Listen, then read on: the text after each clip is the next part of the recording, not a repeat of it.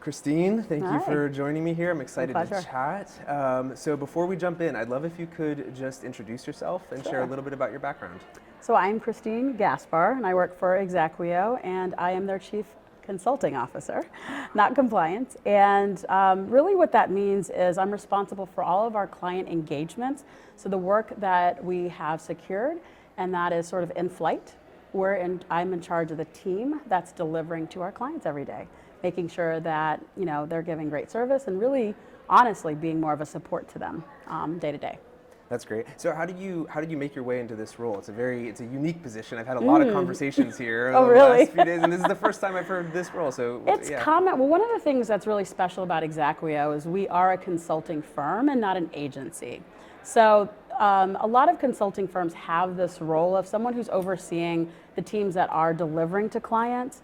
And so in this capacity as a consulting firm, it's somewhat familiar, but I understand why if you're not in that space, you probably don't have familiarity with it.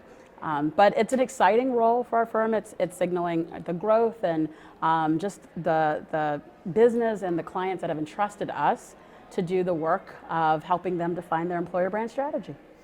And so so we're here at TA Week right now, and Yeah. so what is the intersection between the type of work that you're thinking about every day and practicing, and talent broadly, maybe talent acquisition specifically? Absolute clear intersection. So what we do is really help at the strategic level to help our clients understand and define and then market that unique employment experience. And so ideally, if this work is done really well and it's done in a way that authentically represents the organization, then it's helping those recruiters and making their job so much easier to talk about the company, to have those talking points of what makes it special, what makes it unique, and attract the right talent to that organization who will thrive. So we're sitting here right now. It's 2023. Yes, can you imagine? It is a unique time. It is. It is. What are some of the unique kind of challenges that are very specific to the moment that we're in, where there's all sorts of volatility, Yeah. political, socially, all this stuff. Yeah. How does that relate to the work that you do with How your much time clients? do you have? I think I would put it simply like this. There are a couple of times in the world history overall where there's sort of this inflection point. There's a forcing mechanism that sort of causes everything to stop and go, should we re-examine this? And the pandemic was that for the nature of work and the relationship of employees to employers. And so there's a lot of recalibration, there's a lot of adjustment. Some might say, this was just a fad, or it was just for the pandemic and now it's going to wane. But really, it has given those who work a voice and a perspective to say, what kind of work do I want to do, and in what environment, with what kind of flexibilities do I want? And so the intersection for us at Exacquio is we're helping our clients, irrespective of the work you do or the type of workforce you have, understand what that relationship is and then authentically talk about it. So that if that's something of interest to you, you're going to apply and you're going to go through the experience with the hiring process and onboarding. And if it's not, then at least early on it's not for you. But every company should take that opportunity to identify what is their authentic employment relationship. What does it mean to work for a fill in the blank company? And then don't be ashamed to talk about it. And those who are attracted to it, they're going to come. And those who are not, that's okay too, because they wouldn't thrive in your environment. So, we like to think of it that there's no time specifically that's better or not to do this kind of work. It's really mainstay work of an organization that employs people. So regardless of the time, but certainly in these times, it gives you a message to get out there and talk about to those who are job seeking or who are unsure, or maybe even a little let down by their employment relationship right now. It gives them some information as they're considering employers to think about as they look for that next employment opportunity. Yeah, absolutely. And so one of the things I heard in there, and I've been hearing kind of broadly as a theme, is this intersection of maybe employer branding with recruiting. And Oh, absolutely. and so how, when, if you are approached by an organization that feels like there's a disconnect between their employer value proposition, their employer brand broadly, and the types of candidates that they're getting in their funnel, like what is the starting point for a company as they're trying to think about transformation in that way? That's interesting. So you asked a question about a disconnect. And so my radar goes up, and the first thing I would say if there's a disconnect is looking at, well, what is it that you are saying? Because chances are you might be doing a little bit of marketing, a little bit of bait and switch even, of putting a message out there that's not authentic. Number one, candidates are savvy, just as you mentioned, they do their research and they're gonna say, that doesn't sound quite right, or I've looked at Indeed, I've looked at Glassdoor, I've looked at other places, and what you're saying and what I'm reading aren't quite aligned. So I would say the first thing is to really get underneath of what are the messages you've been sharing as a company, and then we would come in and help you understand what is the true and authentic experience. No company should really shy away from authenticity. Everybody's authentic journey, everybody's authentic story is one that could be told and be attractive to someone else. So I think the trap sometimes is companies try to market or sell or promise something that isn't real, and your real lived experience is attractive, is good, is something to be proud of and talk about. And do you think that in the work that you're doing, this theme of authenticity has come up a few times in your responses? Yeah. And, do companies, as you see it today, have a relationship with like their authentic story in a way that is, to overuse the word authentic? Right. That's an interesting question. I think I would say the answer is yes. And how we get to that is by asking unique questions. So sometimes if you ask someone, hey, what do you want to have for dinner, right? You sort of get that blank stare of like, I have to think about it. But if you say, hey, are you in the mood for chicken? Or maybe would you like to have pasta tonight? Then by not asking that open-ended question, but by starting to ask very specific questions, we get to, no, I really don't want that. I really don't want that. And then at the end, you're like, oh yeah, I'm kind of in the mood for a stir fry. And so in a similar way, if companies know and employees know what the true experience is, but just saying, tell me what it's like to work here, you usually don't get that response. And so we have a proprietary approach of asking questions that really help unearth and uncover that authentic relationship, but not by just asking you, what do you want to have for dinner? Why do you love the work that you do? Ooh, these are good questions. Why do I love the work that I do? Let me try to summarize it. First and foremost, I love the work that I do because of the work. What we've just talked about, it is so exciting. I can't tell you how many times I've sat with a client and they're like, well, we're in a space that is very similar to others.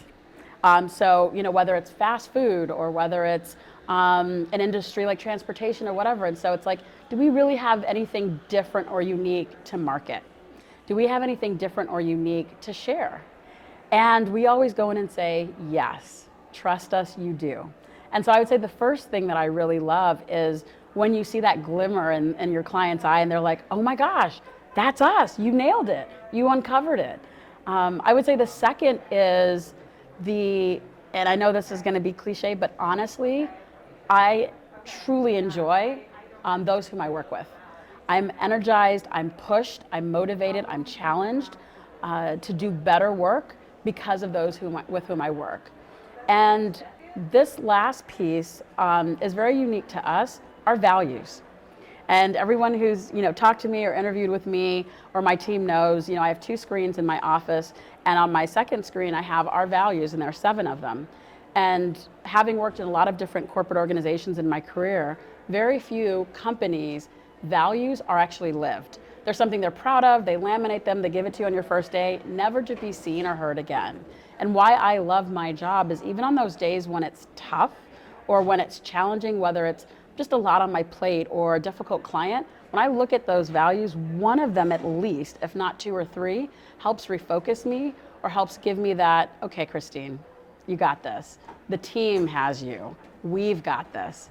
And that helps give me that sense of joy and peace and love for the work that I do. That's a great answer. So Thank you. I'm curious to just dig in really quickly on the values themselves. Yeah. I'm not going to put you on the spot on all Sure. 7, but I probably could rattle them off. Yeah, what are 1 or 2? What are Sure. the things that are values that are really lived at your organization that Sure. you think make an impact? The first one that comes to mind is all of our values start with we. And the first value that comes to mind when you ask me that is we are big believers in truthful honesty. And that permeates our organization to say, because we're a consulting firm, hey, I don't think this is quite ready for the client. I know you guys, are preparing for that presentation. We need to stop. We need to go back and make sure that we redo this. Respectful honesty.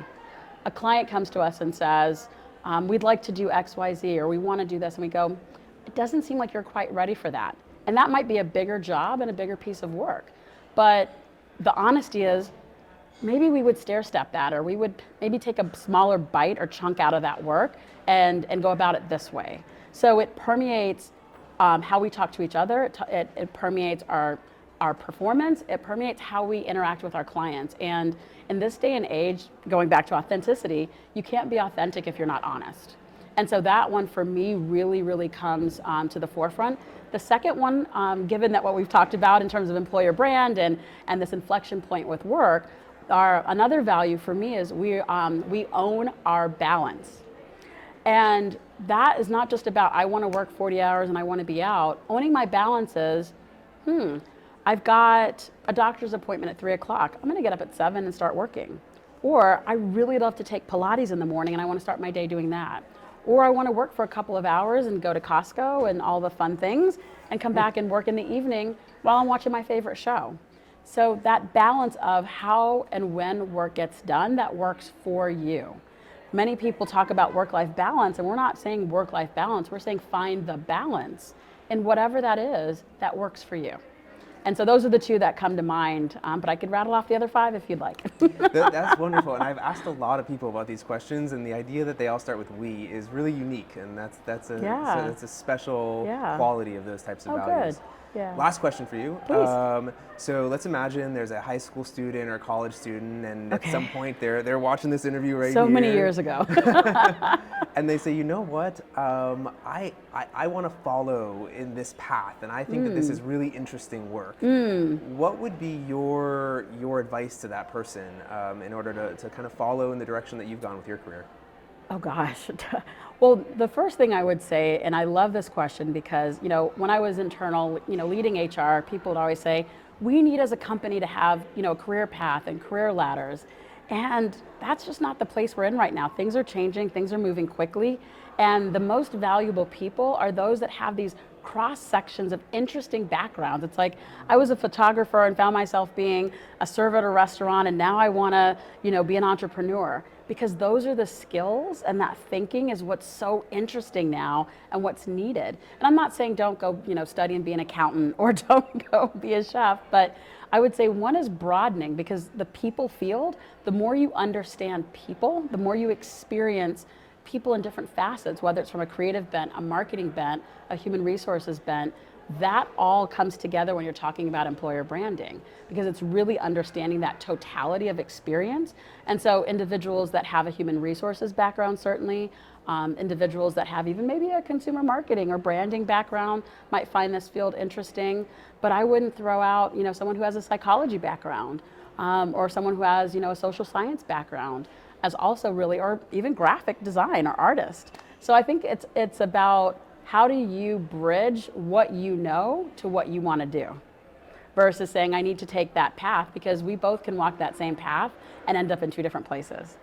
I think on that note, that's a great answer to that question. Cool. I love the idea of diversity of experience and bringing that together to have an opportunity. Absolutely. So thank you so much for My taking a minute pleasure. to chat with me. I My really pleasure. appreciate it, and I will see you around the TA week. Absolutely. All right, Thank you. Thank you.